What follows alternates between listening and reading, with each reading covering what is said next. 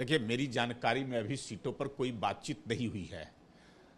कितने सीटों पर कौन पार्टी लड़ेगी, कौन सीटों पर कौन सी पार्टी लड़ेगी, लेकिन हाँ, कार्यकर्ताओं को एक साथ एकजुट करने के लिए अभी पांचों दलों का हमारा कार्यकर्ता सम्मेलन सभी जिलों के अंदर में हुआ, जिसमें प्रदेश के अध्यक्ष सभी दलों के वहां उपस्थित हुए, नीचे तक के कार्यकर्ता उसमें एकजुटता प्रदर्शित किए।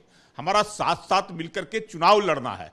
जैसे लोकसभा में चुनाव लड़े हैं, मिल कर करके विधानसभा में भी साथ लड़ेंगे। और जब साथ होते हैं तो कोई बड़ा छोटा का भाव नहीं होता है, भाव होता है मिल कर करके लड़ना, एनडीए की फिर से सरकार बनाना। और हम सब लोग जो ऐसे प्रधानमंत्री नरेंद्र मोदी और नीतीश कुमार, ये दो हमारे चेहरे हैं और दोनों के नाम पर हम सब लोग जो है से चुनाव लड़ेंगे और पूरी मजबूती के साथ लड़ेंगे और फिर से एनडीए की सरकार बनाएंगे नीतीश कुमार जी के नेतृत्व में।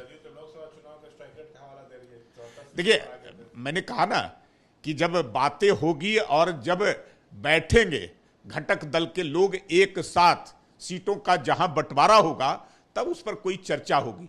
अभी तो कोई बात ही नहीं हुई है, अभी तो केवल एकजुट होकर करके लड़ना है, ये बात हुआ है। किसी पार्टी का कोई उम्मीदवार नहीं होगा, उम्मीदवार एनडीए का होगा और जिसकी भी जीत होगी वो एनडीए का प्रत्याशी का जीत होगा।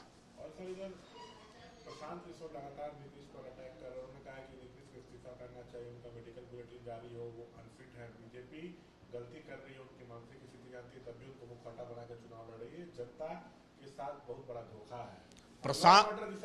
देखिए, नहीं, प्रशांत किशोर पूरी तरह से फेल हो गए, विफल हो गए। जिस प्रकार से पूरे बिहार को बदलने की बात कर रहे थे और 10 लाख लोगों को गांधी मैदान में जुटाने का बिहार बदलाव रैली, और बिहार की जनता ने उनको नकार दिया। 5,000 संख्या नहीं, 50,000 कुर्सियां लगा कर करके, तो ऐसे प्रशांत किशोर के बातों पर कौन ध्यान देगा? कोई बिहार की जनता नहीं देती है। बिहार की जनता को विकास चाहिए और वो विकास डबल इंजन की सरकार नरेंद्र मोदी और नीतीश कुमार के रूप में लगातार मिल रहा है और आगे भी मिलता रहेगा। ये पूरी तरह से मजबूती के साथ नीतीश कुमार पूरी तरह से स्वस्थ हैं, अपने सारे कामों को बेहतर तरीके से कर रहे हैं और सरकार भी बहुत बेहतर तरीके से चल रही है बिहार में। मैं मानता हूं कि कुछ घटनाएं होती है, लेकिन इन घटनाओं के पीछे जो भी व्यक्ति होता है या जो अपराध करने वाला होता है, उन सभी को पकड़ा जा रहा है।